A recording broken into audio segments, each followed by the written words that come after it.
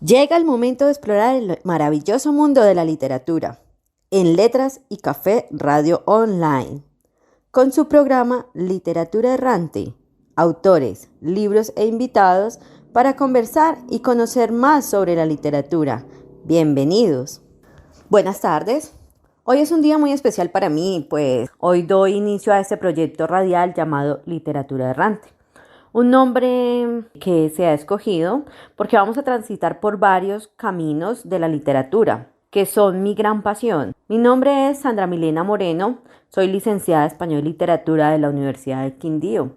Soy graduada con el trabajo Las Máscaras del Putas de Raúl Gómez Hattin. También soy asesora de proyectos y bueno, la literatura es mi pasión, puesto que creo que es una forma más de ver el mundo de diferentes puntos de vista. Y otro de los incentivos que me hizo llevar a cabo este proyecto es poder ejercer como docente. Para quienes escuchan este programa puedan aprender mucho más sobre los autores, obras y formas literarias. Este programa tendrá unos invitados, todos ellos lectores, escritores, críticos de diferentes autores, temas y libros. Manejaremos un esquema en el cual tendremos una nota introductoria, hablará nuestro invitado y al finalizar tendremos varias conclusiones. En los entretiempos se darán fragmentos del tema o del autor para contextualizar un poco a los radioescuchas. Esta emisora y programa es realizado con el apoyo de John Bustamante, quien es director de la emisora online Eureka Radio y locutor de la emisora Las Hojas FM del Dobio. Además, en esta misma emisora presenta el programa La Tertulia todos los miércoles a las 7 p.m. Colombia, recomendado para que lo escuchen. Luego les daremos los enlaces del live en el cual se presentan esta tertulia, que tiene muy buenos temas, son muy variados. Bueno, ya entrando en contexto, el día de hoy tenemos como invitado al profesor Álvaro Cano, quien tiene estudios de Filosofía y Teología en la Universidad Pontificia de Medellín. Es licenciado en Español y Literatura de la Universidad de Antioquia. Cuenta con una maestría en Lingüística Hispánica del Instituto Caro y Cuervo de Bogotá. Tiene una especialización en Lengua y Literatura Española en el Instituto de Cooperación Iberoamericana de Madrid, España. Actualmente ejerce como profesor de planta del programa de Licenciatura en Literatura y Lengua Castellana de la Universidad del Quindío. Y también actualmente es director de la Unidad de Relaciones Internacionales e Interinstitucionales de la Universidad del Quindío. Profesor Álvaro, bienvenido. Afectuosa bienvenida. Vamos a dar inicio a este ciclo de conferencias que tiene que ver con literatura, con obras, con autores, con contextos históricos. Y hemos elegido a Gabriel de la Concordia, porque así se llama Gabriel García Márquez, originalmente, que nació en Aracataca, en el departamento del Magdalena, en Colombia, el 6 de marzo de 1927. Y creo que muchos recordamos que murió en Ciudad de México, un lugar donde fue a vivir exiliado, el 17 de abril del 2014. Es decir, hace muy pocos años y en unas circunstancias muy particulares a las cuales nos referiremos después. Vamos a hacer énfasis como en 3 etapas de la vida de Gabriel García Márquez que consideramos que son muy importantes en lo que se denomina su formación.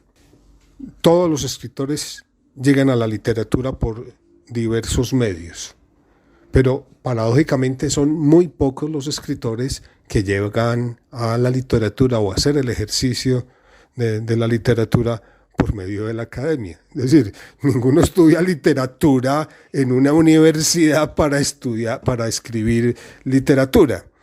No, parece ser que los escritores tienen un proceso diferente. Veamos a ver qué pasó en el caso particular de García Márquez. Cuando está pequeño, muy pequeño, sus padres, el papá se llamaba Gabriel Eligio, que tenía como oficio, en esa época era un oficio, no era alguien que estudiaba profesionalmente en un instituto o en un colegio o en una universidad o en un tecnológico. No, él era telegrafista Y la telegrafía se estudiaba pues mirando o estando con alguien que sabía, a no ser que fuera un autodidacta, que también los autodidactas aprendieron el oficio de la telegrafía. Y posteriormente él va a ser farmacéutico. Ambos oficios, el de telegrafista y el de farmacéutico, van a estar reflejados de alguna manera en su obra. El primero, sobre todo en El amor en los tiempos del cólera, cuyo protagonista tiene que ver con la telegrafía. Y el segundo, pues saben muy bien que todo lo que tiene que ver con Melquíades, con José Arcadio II, que tiene que ver con mezcla de metales, aleaciones y experimentos. Ahí está el oficio farmacéutico. Recordemos que el farmacéutico otrora era aquel que conseguía elementos en su estado casi puro y luego los mezclaba y se caracterizaba, por ejemplo, una botica por tener unos frascos muy grandes con un poco de polvos, ungüentos diferentes que al momento en que llegaba la persona a comprar, pues los mezclaba y le decía: esta es la fórmula que pide su médico. De otro lado está Luisa Santiago, su mamá, ama de casa, pero ellos tienen una dificultad, llamémoslo así. Ellos van a abandonar a Cataca, la ciudad natal de García Márquez, a muy temprana edad, 1 o 2 años, y lo van a dejar en manos de sus abuelos. Y aquí viene la etapa de formación familiar que me interesa resaltar. Y es que él va a quedar al cuidado de los abuelos maternos. Recordemos que nosotros pertenecemos a una sociedad matriarcal. Casi nunca uno en su familia van a estar los abuelos paternos, ni riesgo, las mamás no dejan eso porque son sus enemigas y la competencia, pero sí va a estar la abuela materna. Bueno, ¿quiénes eran sus abuelos?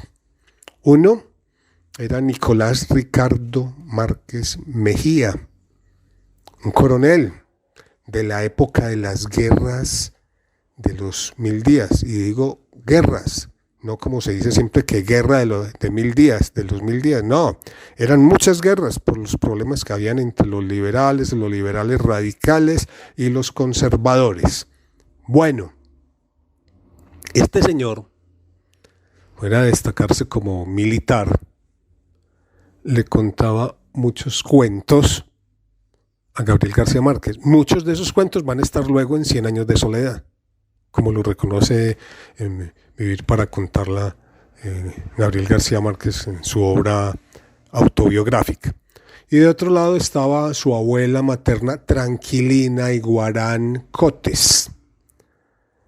Ya con el solo hecho de uno escuchar la palabra Iguarán, uno inmediatamente se imagina a Úrsula Iguarán.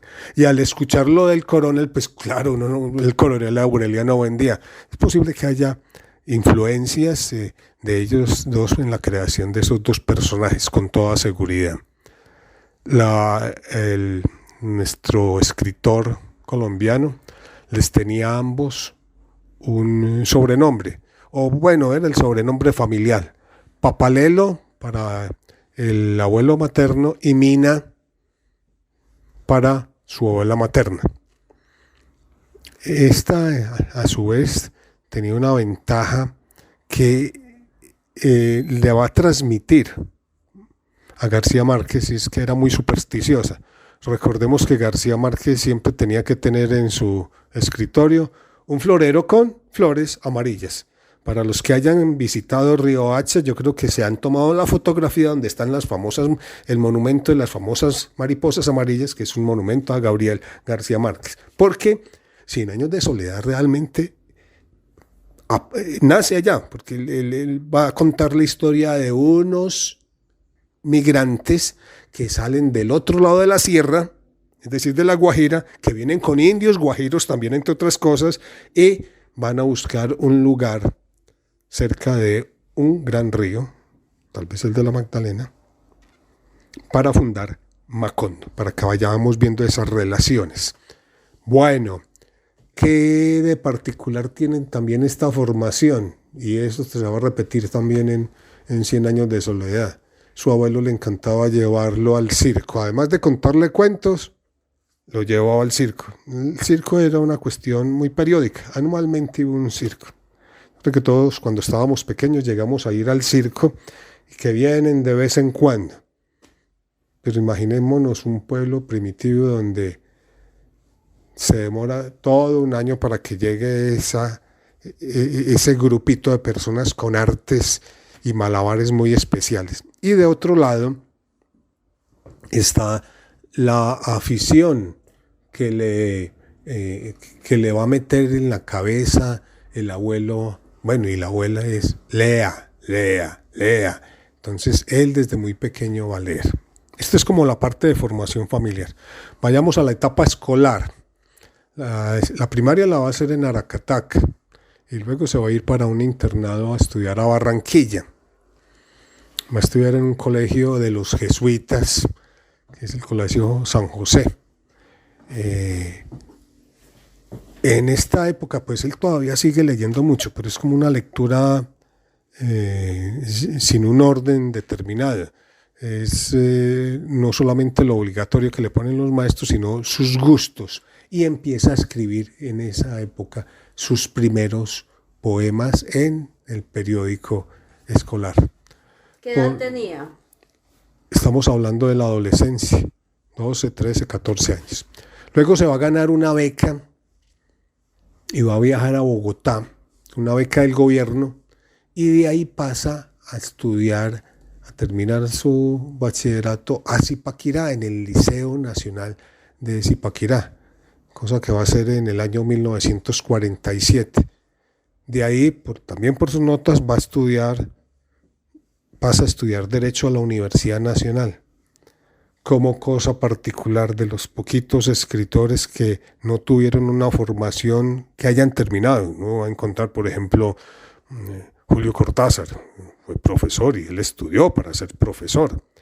Y lógico, por el ambiente familiar, pues también se hace traductor y va a traducir muchos libros. ¿Y Cortázar es profesor de qué área? Él fue profesor de primaria, todas las áreas. Sí, daba todas las áreas porque era profesor en primaria, pero lógicamente él hacía más énfasis lógicamente en lengua española, pero fue un excelente profesor. Y como traductor, tal vez la mejor traducción que haya de Las Mil y una Noches la hizo Julio Cortázar. Bueno, sigamos con nuestro amigo García Márquez, que en la Universidad Nacional se va a encontrar de frente con Franz Kafka. Y encontrarse de frente es que lee La Metamorfosis y lo transforma. Yo creo que todos los que hemos leído la primera vez Metamorfosis nos sacudió. La cosificación del hombre por la sociedad, por la familia incluso.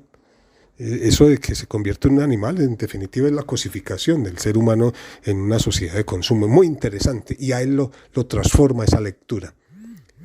De esta época de la Universidad Nacional viene su primer cuento, que es La Tercera Resignación. Bueno, esta es una etapa muy interesante en Gabriel García Márquez porque le aceptan el primer cuento, La Tercera Resignación. ¿Quién se lo acepta? El periódico El Espectador. Sabemos muy bien que por tradición hay un periódico que es oficialista del Partido Liberal, que es el periódico El Tiempo, unos periódicos que son oficialistas del Partido Conservador como El Siglo, El Espacio, El Colombiano en Medellín. Pero El Espectador es una línea entre liberal, digamos un liberalismo de apertura. Los mejores escritores siempre han pasado lógicamente por El Espectador. Por mucho tiraje que tenga El Tiempo, es mucho mejor periódico El Espectador. Y ahí va a tener García Márquez su nicho para poder publicar. Ahí le reciben el primer cuento, pero hasta donde yo había leído algo, él empezó escribiendo, fue algo así como de notas para el hogar, que para las señoras de la casa, como noticas de la abuelita. Bueno, ahí me he saltado una etapa y te estás refiriendo a la etapa cuando él está en el Universal de Barranquilla y en el Heraldo de Barranquilla y en el Universal de Cartagena, que es la etapa cuando empieza él a escribir, a hacer sus primeros pinitos, pero enseguida vamos a hablar de esa etapa. Aquí estamos hablando de la primera publicación de él, que es la tercera resignación, y que va a publicar muchos otros cuentos. En algún momento de su vida reconoce que el mejor cuento que escribió es un señor muy viejo con unas alas enormes, que también, él lo reconoce, es un cuento autobiográfico. ¿Quién es ese señor raro que atrae tanta gente en la playa?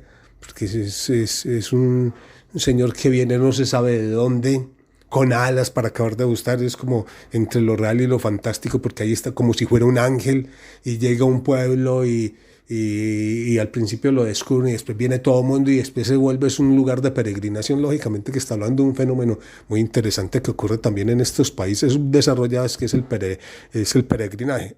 También sé que en Europa hay peregrinación, pero mientras que acá esto se vuelve en una religiosidad popular. En Europa es mucho más el negocio, no es sino uno ver Fátima o Lourdes para ver que eso es un negocio de todo, venden de todo. A usted le venden pedazos de la Santa Cruz que la han partido en miles de millones de pedazos y se lo venden a los incautos, y estampitas y florecitas. Hay una película donde hay una mofa de ello, porque hay una pareja que quiere hacer el amor y la muchacha dice que no lo puede hacer eso porque están delante de la Virgen de Lourdes.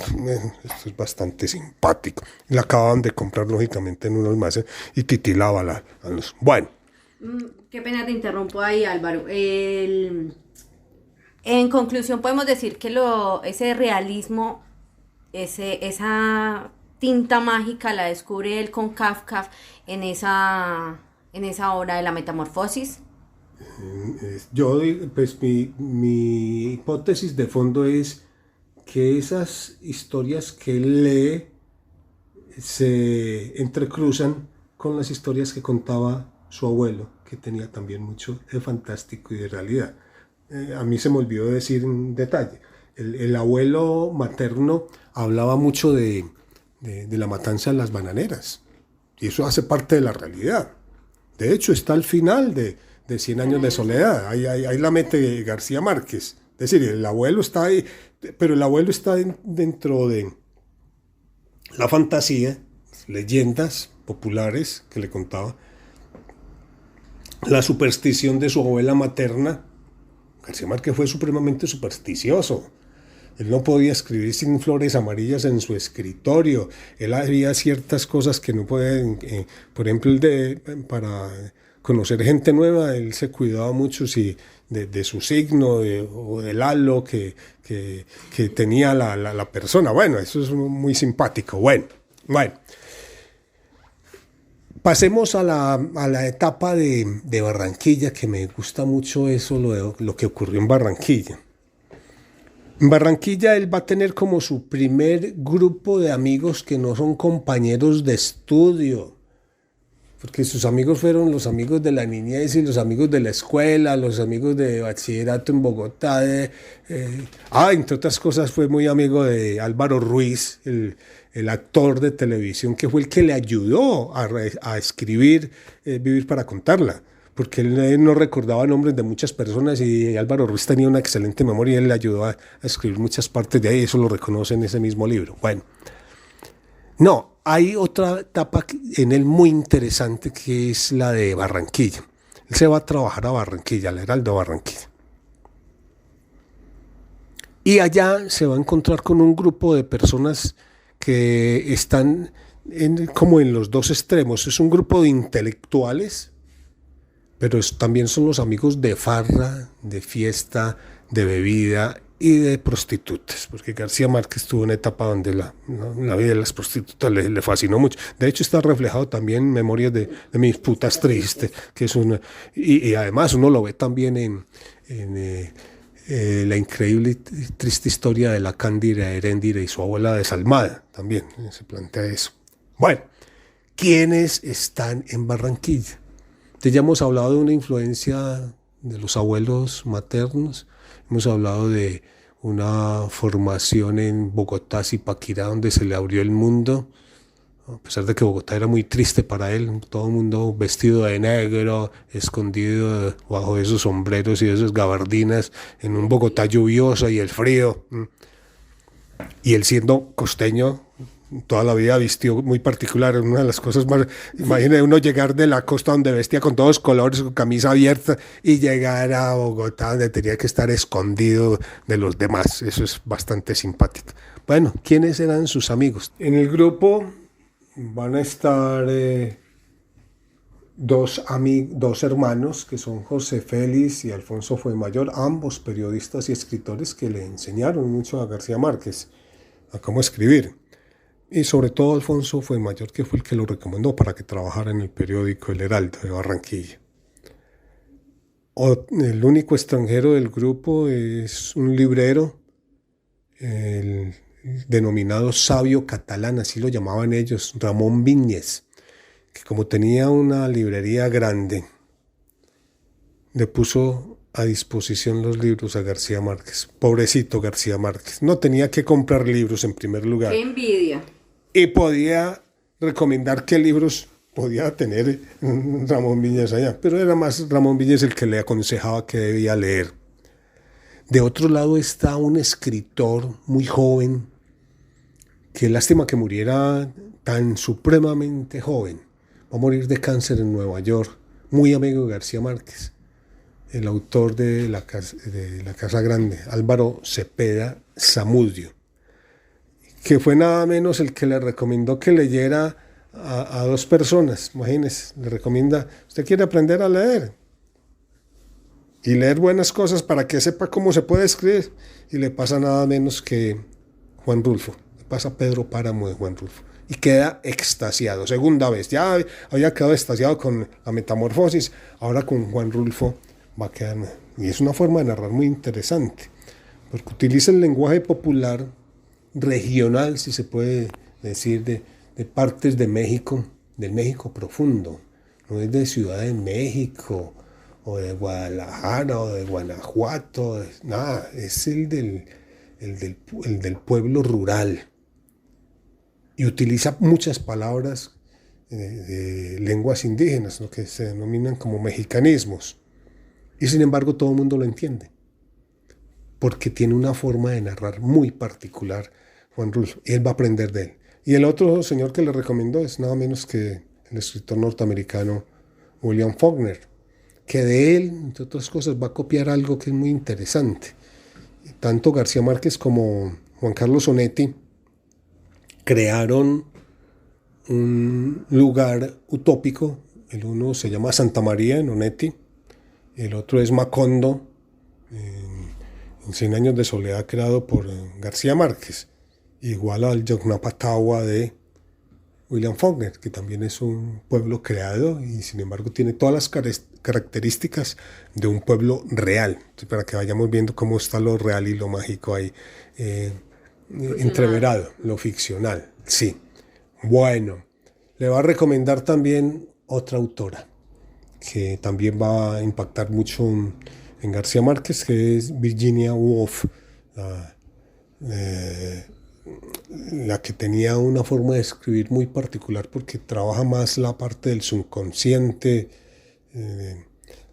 Algo más enfocado como la psicología y la forma de ser de los personajes. Sí, pero sobre todo es una narración que no es lineal, sino como transcurre el cerebro, que ocurren varias cosas al mismo momento. Entonces parece que estuviera como desordenado y no está desordenado, porque el que tiene que ordenar todo es el lector, que es muy interesante eso. Es como el manejo de flashback.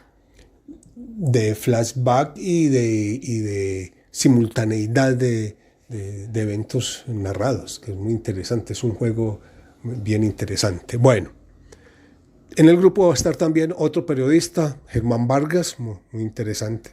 Va a estar el pintor Alejandro Obregón, que es muy importante en la plástica colombiana, esos cóndores y esos colores, esas rayas.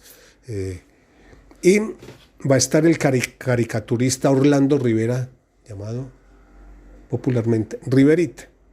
Esto es como la parte intelectual, pero ¿qué le parece que en el grupo hay otro personaje igual de trascendente? Va a estar el economista, empresario y también muy amigo de la cultura. ¿Quién va a creer? Julio Mario Santo Domingo, el dueño en esa otrora, dueño de Bavaria y de muchas empresas, porque al lado de Bavaria hay muchas empresas. Pero cuando se conoció con Gabriel García Márquez, ¿ya tenía el emporio que tiene o apenas estaba en formación? Estaba en formación, pero de todas maneras ya era rico. En ese momento. Y ya era rico, pues, ya era de familia rica. Bueno,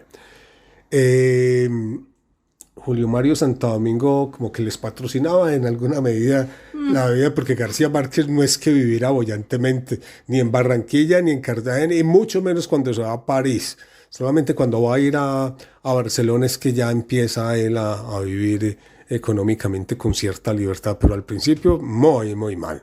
Bueno, pasemos a la etapa reporteril. Pero olvidaba un datico que vale la pena tener en cuenta. La mayor parte de estos amigos, lo que es Álvaro, Alfonso,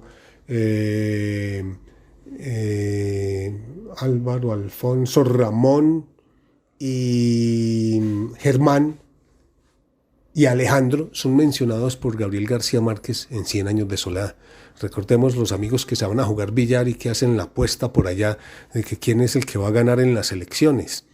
Y ellos son los únicos liberales del pueblo, entonces votan, y Gabriel también dice que están esos amigos. Y al momento del escrutinio gana por unanimidad el candidato conservador. Una forma muy interesante como García Márquez juega para decirnos que aquí las elecciones son una mentira, son un engaño y que el que escruta elige, cosa que se ha repetido en muchas ocasiones acá en Colombia. Bueno, pasemos a la etapa de periodista. ¿Él qué hace como periodista? Comienza a trabajar en el Diario Universal de Cartagena. Trabaja 2 años, en 1948 y 1949. Y ahí es donde está la etapa que me recordabas ahora, donde va a hablar de cosas prácticamente cosas como de familia, de la abuelita, de la casa, como muy caseras. Luego va a pasar al Heraldo de Barranquilla. Aquí ya cambia el tono de él. Aquí ya uno ve una persona mucho más madura. Ya se ve que ha hecho sus pinitos. Y entonces acá está de crítico de arte, crítico literario, crítico de cine. Muy importante, me acuerdo de un comentario que hace a la película Calígula, entre otras. Entonces acá él va a tener una formación muy interesante. Va a utilizar un seudónimo, Septimus. Va a trabajar en el año 49 y en el año 50. Luego él va a escribir para El Espectador y ya se va a convertir en reportero. Una cosa es tener una columna como crítico y ahora va a ser reportero y crítico. La reportería es algo que le da como otro cariz a su formación, porque la reportería indudablemente te lleva a estar en contacto con la gente. No hay un reportero que esté como el crítico que está sentado en su escritorio sin estar en contacto con la realidad. La reportería es que vos tenés que ir a buscar la noticia o a crear la noticia. Entonces hay una bella anécdota. Una vez llega a oídos del director del Espectador de que posiblemente el Chocó se quiere independizar. Quieren formar rancho aparte, no quieren ser parte de Colombia. Quieren salir de aquí.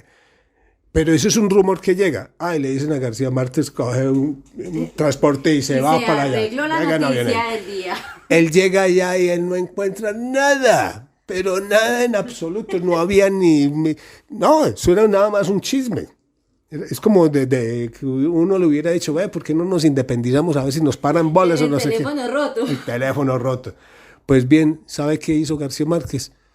Reúne a las principales autoridades y les dice, bueno, aquí dicen eso y aquí no hay nada, armemos alguna cosa. Y arman una manifestación por consejo de Gabriel García Márquez y hace la noticia. Claro. Es para que vean cómo se puede construir una noticia, pero la reportería es muy interesante. Sí, bueno. Después de esto, él sabe muy bien que él va a hacer la reportería luego en París, que allá va a ocurrir una cosa muy interesante, y es que después del Bogotazo que le tocó también a García Márquez acá en Bogotá, van a cerrar en la época de Rojas Pinilla, el general Rojas Pinilla, que dirigía la junta militar que se tomó el poder después del 9 de abril, por esos aciagos incidentes que ocurrieron. Él está ejerciendo la reportería en París y cierran el periódico El Espectador. Cerrar el periódico significa que él no vuelve a recibir dinero. Y va a ocurrir algo semejante, que va él a retratar casi que de manera fiel en un libro que se llama El coronel no tiene quien le escriba. A él no le llegaba plata y él esperaba que llegara el telegrama diciendo, bueno, ya van a abrir el periódico y que me llegue plata, y él, nada. Se preguntarán ustedes, ¿y de qué va a vivir? Pues bueno, él tenía a su amiguita ya. Si no estoy mal, era la casera donde se estaba quedando. Él se quedaba allá, que le daba gratis no solamente el apartamento, sino sus servicios amorosos, por decir alguna cosa. Y fuera de eso lo alimentaba, porque ella también como que ejercía la prostitución, y entonces, bueno, entonces él tenía que vivir. Pero hay algo muy importante también en que vale la pena. Él conoce también desde Bogotá a alguien que va a jugar un papel muy importante y va a ser una de sus grandes amistades. Él conoce al que era el gerente de ESO, que era una transnacional petrolera, que era de gasolina. Sí, se llama Álvaro Mutis. Mutis en esa época era más que todo poeta. Me acuerdo de Los elementos del desastre, una obra de él. Y él es el creador de una saga de libros que se llaman Macrol, el Gaviero, que es una obra que todo el mundo debe leer, porque es como leer una prosa poética. Es decir, unas novelas alrededor de las aventuras que tiene Macrol, pero están de una manera poética. La nieve del almirante, por ejemplo, para mí es un poema en forma de prosa, bellísimo. Se hacen muy amigos y van a compartir también vivienda en México, porque Álvaro Mutis... Pero Álvaro Mutis se encontró con él en París. No, ellos desde acá de Bogotá se encuentran y después van a coincidir, pero es en México, en Ciudad de México, porque ambos vivieron en México. Cuento la historia de Álvaro Mutis porque vive en México. Él era gerente de la ESO y él utilizaba dinero de la empresa para apoyar a los artistas que se estaban muriendo de hambre. Me imagino a quién más apoyaría. Sí. Uno debe suponer que también a García Márquez lo había. Y lo pillan. Eso se llama detrimento de patrimonio privado. Y lo mandan para la cárcel. Y él va a estar en una cárcel bellísima que ahora es un monumento, porque es un patrimonio. Igual ir a la cárcel no debe ser tan bonito. No debe ser bonito, lo digo yo ahora porque es un patrimonio. Ya no es una cárcel, se llama Lecumberri. Entre otras cosas, esa cárcel tenía ese nombre, Lecumberri, un nombre muy sonoro, bellísimo, Lecumberri. Muy internacional. Sí, y Mutis, pues lógicamente un escritor, gerente, clase alta, en medio de... Y él va a escribir el diario de Lecumberri, una obra que va a publicar después, donde es un homenaje a sus compañeros presos. Muy, muy bello, porque es como ver lo bueno de lo que la sociedad tilda como de malo. Y él veía cosas muy bellas allá. De hecho, esa cárcel después fue rehabilitada, ya no es cárcel y es un monumento nacional, entre otras cosas, allá en México, en Ciudad de México. Pero ya él se queda viviendo en México, ya vivía la literatura y tenían una gran amistad. De hecho, hay una anécdota que cuenta también García Márquez, que ambos estaban escribiendo un libro sobre el mismo personaje, un personaje histórico, que se llama Simón Bolívar. Y un día llega a hacerle la visita a Álvaro Mutis a la casa de García Márquez en Ciudad de México, y le dice, ve, yo te quiero consultar una cosa. Le dice Álvaro a Gabriel, estoy barruntando un libro sobre Simón Bolívar. Y le dice al otro, no joda, yo también estoy escribiendo un libro sobre Bolívar. Y entonces Mutis decide no escribir sobre Simón Bolívar y le cede el turno a García Márquez. Saben muy bien que el resultado es una obra que se titula El general en su laberinto, sobre los últimos días de García Márquez, de Simón Bolívar. Y son como la otra cara de la moneda, porque nosotros tenemos a Bolívar como el héroe, el prócer, el gran dirigente, el libertador, el tipo bueno. No, aquí muestran el hombre en la vejez, destruido, abandonado, nada más acompañado de su fiel servidor. De resto, nada, no hay más personajes, hay nada más 2 personas. Y él ahí con todo lo que le pasa a un viejo. La última etapa de la vida. Entonces eso no le gustó mucho, incluso a Germán Arciniega, un gran historiador colombiano, le gustó mucho. Pero García Márquez, en una controversia que tuvo con él, le dijo, fíjese, verá que yo escribí El general en su laberinto y escribí debajo, novela. Es novela. Para explicar eso de las relaciones entre ficción y realidad. En un momentico, es que yo puedo escribir lo que quiera porque es una novela. En cambio, Germán Arciniega lo estaba leyendo como si fuera un libro de historia. Yo sé que García Márquez él tenía que mostrar como la otra cara de la moneda, que no son tan perfectos nuestros líderes. No, y nadie es perfecto, somos seres humanos. Y menos los políticos. Bueno. No, pues, eso será otro tema a tocar. Bueno. Va a trabajar también García Márquez en una nueva agencia de periodismo que crea Castro. En el 59 Castro llega al poder cuando tumba a Batista en Cuba. Y claro, lo primero que va a hacer, como hacen todos los que están en el poder, y sobre todo en aras del socialismo o del comunismo, como lo decía él, es crear una agencia que dijera las noticias según la veían ellos. Iba a trabajar en Prensa Latina.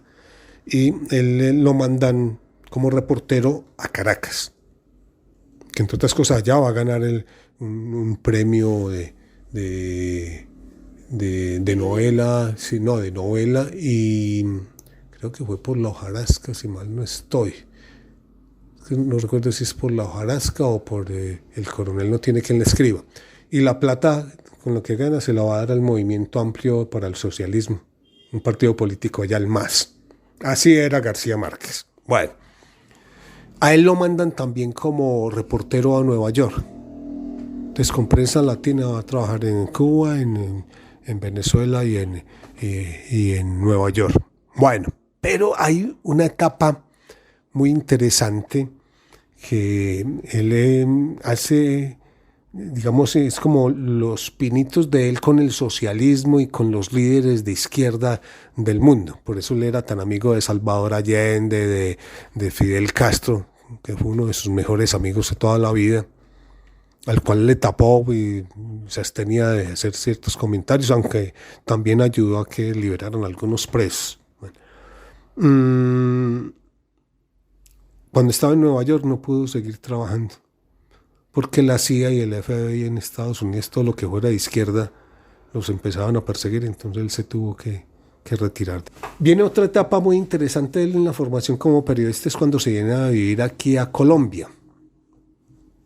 Después de estar por todo este periplo que hemos dado por Europa y Estados Unidos, Venezuela, Cuba, viene aquí a Colombia y con un grupo de amigos, entre ellos Enrique Santos Calderón, van a fundar una revista, tal vez la mejor revista, para mí, la mejor revista que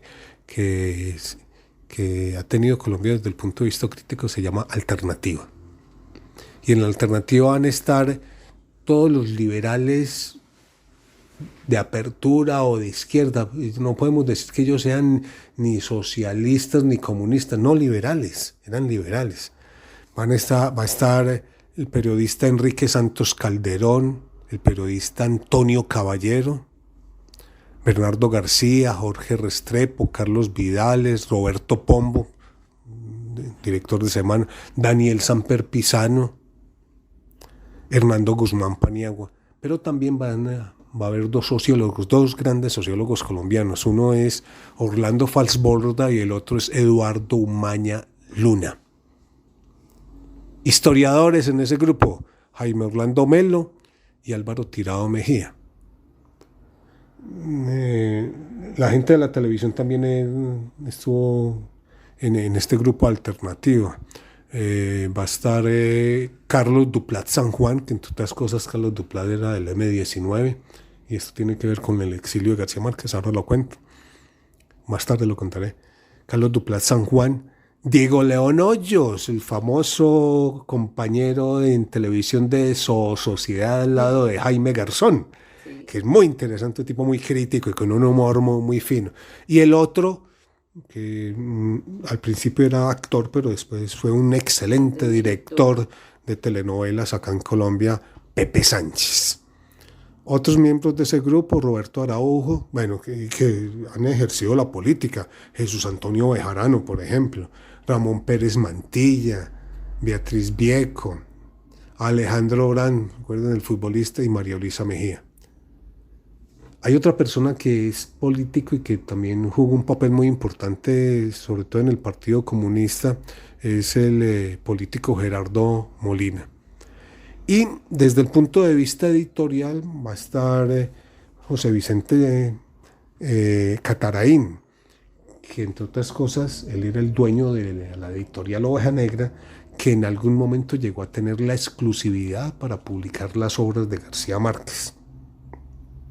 De hecho, para el Pacto Andino, él era el que publicaba los libros de García Márquez, como Crónica, una muerte anunciada, de 12 cuentos peregrinos, si mal no recuerdo en este momento. Pero después hubo un problema de sobreimpresión, por darle así como un nombre raro. Es decir, él decía que pues hacía un tiraje de 40.000 libros y tiraba era 100.000. Entonces él se llevaba por los cachos, como se dice aquí en Colombia, lo de los derechos de autor. Entonces era más lo que ganaba. Esta revista tenía un lema muy interesante: atreverse a pensar es comenzar a luchar. Y eso fue lo que hicieron ellas. Nosotros fuimos formados con la revista Alternativa, formarnos críticamente.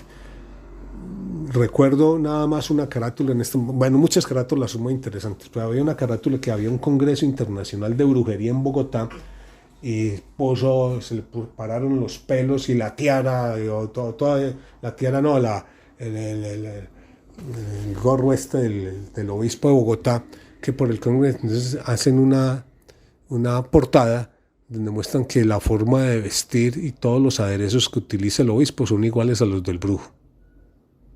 ¿Pero eso pasó o fue parte de la imaginación? No, había un congreso de brujería en Bogotá y los curas se pusieron pues que ni riesgos de cómo podía ocurrir eso en un país tan católico.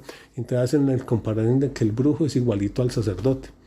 Y realmente eso es lo que ha pasado en la historia. El brujo pasa a ser chamán, el chamán pasa a ser sacerdote y listo. Muy sencillo, es la forma como evoluciona.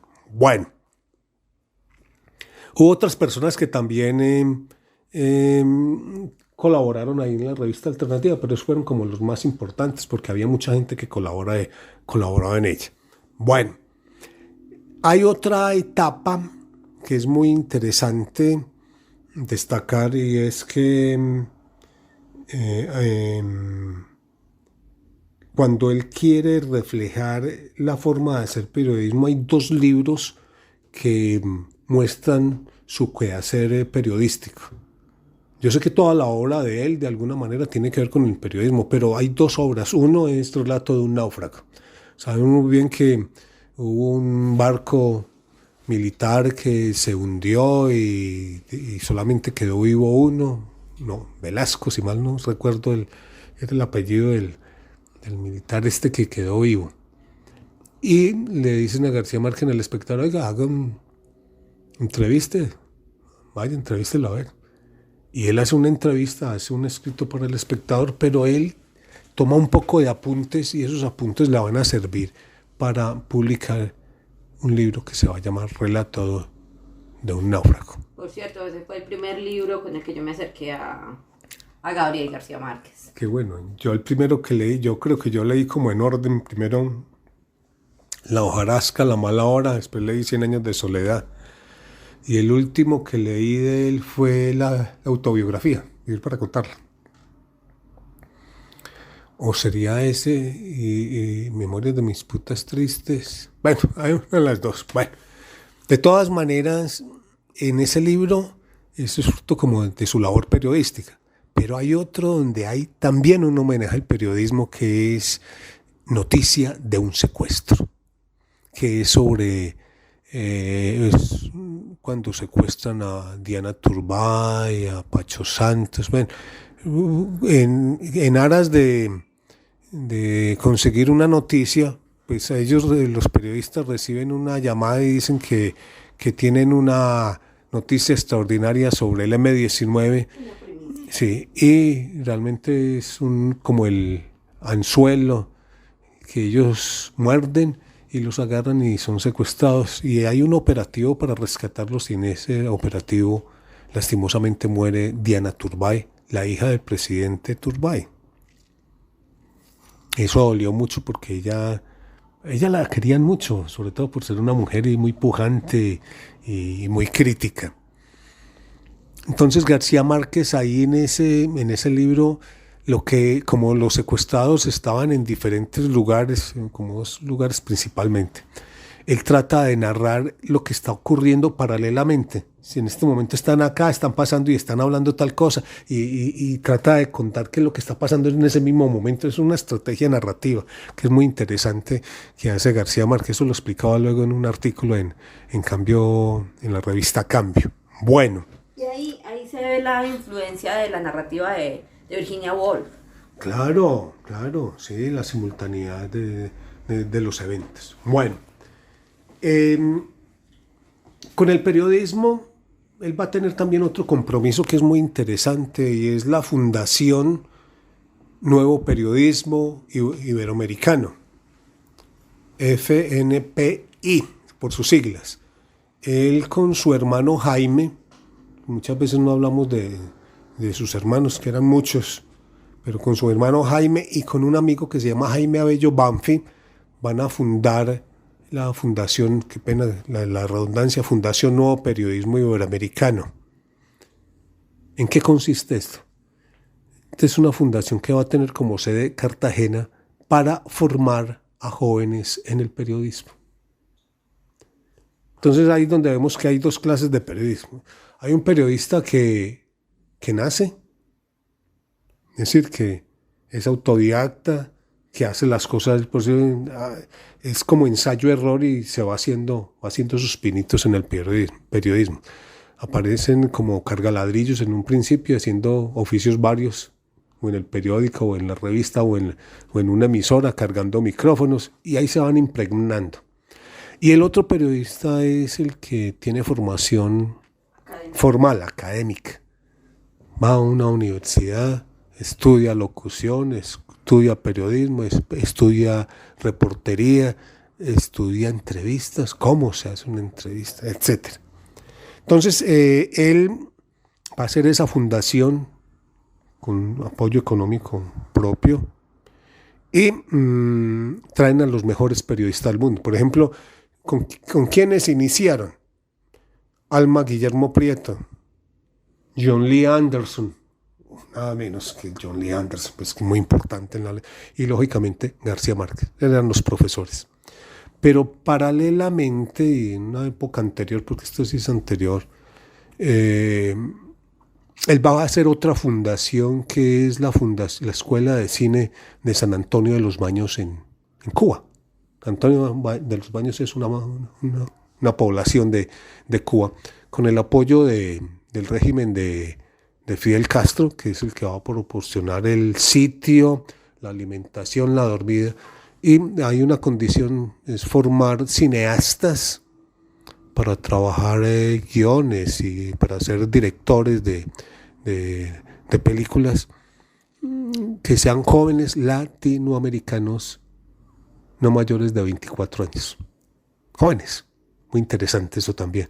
Es decir, como que García Márquez, que se formó a pulso, se da cuenta que es bueno transmitir cuáles son esas ganancias, entonces contrata a los mejores guionistas, los mejores directores de cine, y en el caso de la Escuela Fundación Nuevo Periodismo Iberoamericano, a los mejores periodistas del mundo para que vengan a enseñar. Los primeros en San Antonio de los Baños en Cuba y los otros en Cartagena de Indias en Colombia, que es una etapa de formación también, porque él se formó de forma autodidacta y acá es ayudar a formar a otros para que es como hacer escuela.